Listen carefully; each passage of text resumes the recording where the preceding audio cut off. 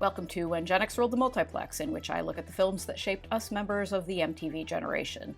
After the unexpected success of the quirky 1985 comedy Pee-wee's Big Adventure, Tim Burton was to direct what ultimately became the biggest blockbuster and biggest pop culture phenomenon of 1989, Batman, which I looked at several months ago. While waiting for Batman to get the green light, Burton directed another film, the horror comedy Beetlejuice, which was released in 1988. Beetlejuice was written by Michael McDowell and Warren Scarron from a story idea by McDowell and Larry Wilson. A critical and commercial success, Beetlejuice cemented Burton's growing reputation as a master of the quirky macabre. We open in an idyllic small town in Connecticut, where happy young married couple Adam and Barbara Maitland live in a rambling old house, which they are in the process of fixing up to become the embodiment of their Holly Hobby-esque cottagecore dreams. Adam and Barbara's favorite activities include building an intricate scale model of their town in their attic, listening to calypso music, and being adorably in love. Adam is played by future multiple Emmy winner and 17-time SNL guest host Alec Baldwin, known at the time mostly for his work in soap operas. Barbara is played by Oscar winner Geena Davis, known at the time for David Cronenberg's body horror classic The Fly, in which she starred with her then-husband, Jeff Goldblum. As the Maitlands drive home after an excursion into town, Barbara swerves to avoid hitting a dog, and their car crashes through a covered bridge and plunges into the river. Dazed and confused, they arrive home without any memory of the immediate aftermath of the accident. On their coffee table is a copy of the Handbook for the Recently Deceased, which leads them to the grim conclusion they died in the crash and now exist as ghosts. Soon, their home is sold to the Dietzes, a terrible and tacky family from New York. Real estate developer Charles, who is looking forward to a quiet life in the country, his second wife Delia, a high-maintenance avant-garde sculptor, and his gloomy goth daughter Lydia. Charles is played by Jeffrey Jones, whom we have already seen in Howard the Duck and Ferris Bueller's Day Off. Delia is played by SCTV star Catherine O'Hara, who would go on to star in the Home Alone films and, more recently, the acclaimed sitcom Schitt's Creek. Daughter Lydia is played by Winona Ryder, then best known for her supporting role in 1986's Lucas. Thanks to Beetlejuice and to 1989's Heathers, which I've already looked at here, Ryder would close out the decade as one of the most popular teen stars of the 80s. She'd reunite with Tim Burton for 1990's Edward Scissorhands. The Dietzes are accompanied by their interior designer, a flamboyant fraud named Otho, who is played by the late Glenn Shaddix, who appeared with Winona Ryder in Heathers. Otho immediately begins ripping up the Maitlands' beloved home and extensively renovating it to fit Delia's over-the-top and aggressively modern aesthetic.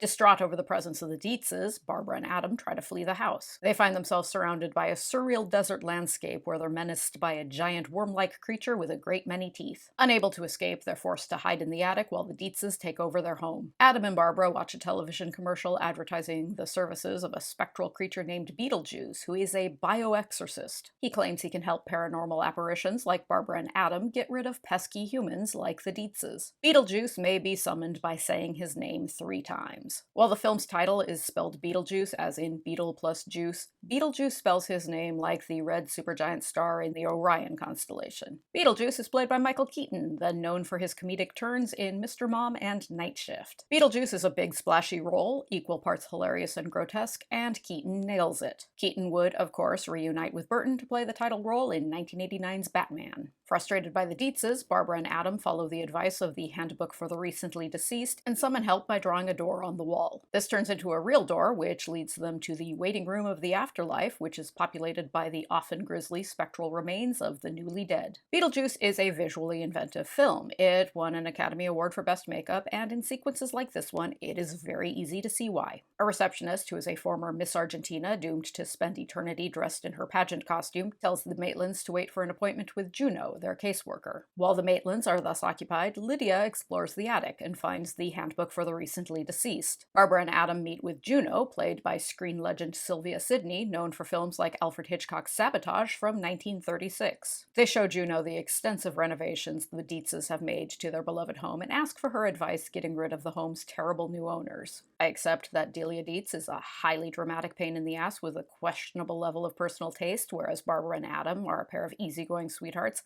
But does it make me a bad person to point out that the home looks so much more interesting now? Juno suggests the Maitlands haunt the place and scare the Dietzes away. She urges them not to turn to Beetlejuice for help. Beetlejuice is her former assistant, and according to Juno, he is bad news. Barbara and Adam try their best to haunt the Dietzes, who are too self-involved to notice. Except for Lydia. Being totally into gothic horror, Lydia is able to see the Maitlands and quickly becomes their ally. Desperate to get rid of the Dietzes, Barbara and Adam ignore Juno's advice and summon Beetlejuice. They're transported into their scale model of the town, where Beetlejuice has taken up residence in the cemetery. In person, Beetlejuice is grotesque, disgusting, perverse, unhinged, and clearly very, very dangerous. Creeped out, the Maitlands refuse his services. Delia throws an elaborate dinner party for her snooty visiting New York friends, who include her agent Bernard, played by famed comedian and former talk show host Dick Cavett. Also present is Beryl, played by fashion designer Adele Lutz, former wife of Talking Heads frontman David Byrne, and sister to the late fashion icon Tina Chow,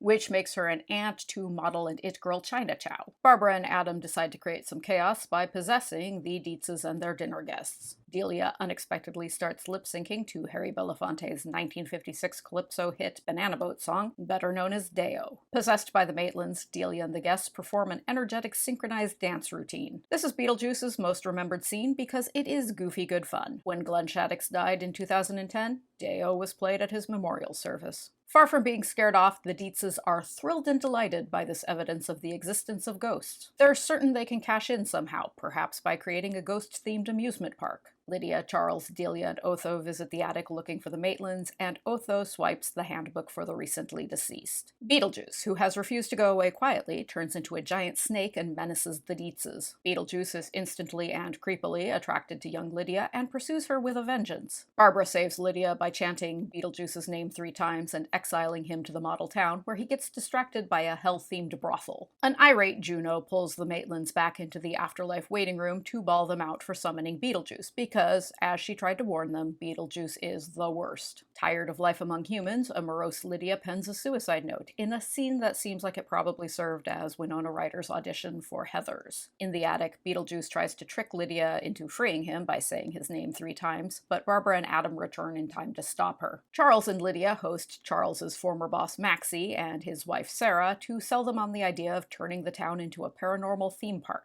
Sarah is played by Marie Cheatham, while Maxie is played by legendary crooner Robert Goulet. Maxie demands proof of the existence of ghosts, so Otho trots out the handbook to cast a spell to summon the Maitlands. He messes it up terribly, and instead performs an exorcism, which threatens to doom Barbara and Adam forever to non-existence. As Barbara and Adam begin to wither away into nothingness, Lydia summons Beetlejuice to ask him to break the spell. Beetlejuice offers to save the Maitlands in exchange for Lydia's hand in marriage. Dressed as a grotesque carnival barker, Beetlejuice attacks the Dietzes and the guests, and then prepares for his wedding to a horrified Lydia. When Barbara tries to stop the ceremony, he exiles her to the strange land ruled by the giant worm creatures. Before Beetlejuice can marry Lydia, Barbara, riding astride a gigantic worm, charges to the rescue, and the worm drags Beetlejuice off in its jaws. Sometime later, the Maitland home has been restored to its pre-Dietzes level of Vermont country store rustic whimsy. Barbara and Adam are living with Lydia, Charles, and Delia in perfect harmony. Beetlejuice, meanwhile, finds himself stuck for an eternity in the afterlife waiting room. Beetlejuice is a film that, 30 years later, still has a hold on the public imagination, enjoying consistent popularity with kids and adult viewers. There was a Beetlejuice cartoon that aired in the US from 1989 to 1991, and there's a recent Beetlejuice musical, which closed on Broadway last year due to the COVID-19 pandemic. The underlying conceit of Beetlejuice is a good one. It's a film about a haunted house in which the humans, not the ghosts, are viewed as the infestation that needs to be removed. The original screenplay was much darker. It ended with Lydia killing herself to spend eternity with Barbara and Adam. The studio softened this, thinking that a crowd-pleasing comedy maybe shouldn't suggest to young viewers that suicide is a surefire path to a happy ending. Even with its edges filed away, Beetlejuice is a pretty macabre film, but its spirit is very playful. It's packed with wildly creative visual effects that manage to be both gory and witty. Before he began directing full-length features, Tim Burton's background was in stop-motion animation, which is a technique that's used frequently throughout throughout Beetlejuice, and it works extremely well. The look of Beetlejuice is colorful and fantastical and borderline cartoonish in a very satisfying way. Along with the visual effects and the creepy, clever story, Beetlejuice works so well because the cast is rock solid. The character of Beetlejuice only appears in a small number of scenes, but Michael Keaton makes him so much larger than life that his presence infects the film even when he's not on screen. Catherine O'Hara's Delia is hilariously over the top and awful, and full points to Winona Ryder, who manages to make world-weary teen angst seem seriously funny. Ryder's knack for playing smart, cool, lonely weirdos made her a favorite among disaffected Gen Xers throughout the late 80s and 90s,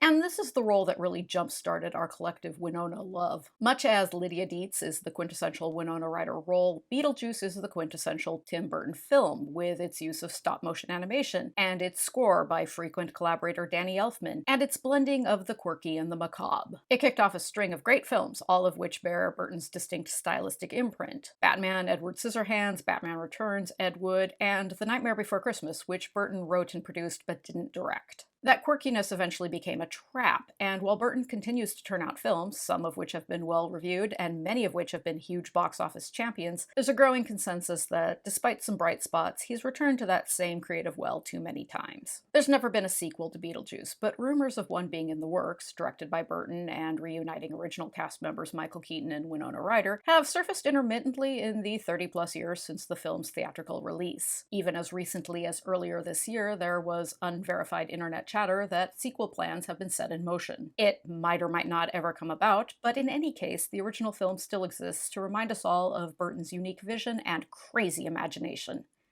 Next time, I'm spending more quality time with some angsty Gen X teens when I look at 1987's Some Kind of Wonderful. Thank you very much for watching, and I hope you join me then.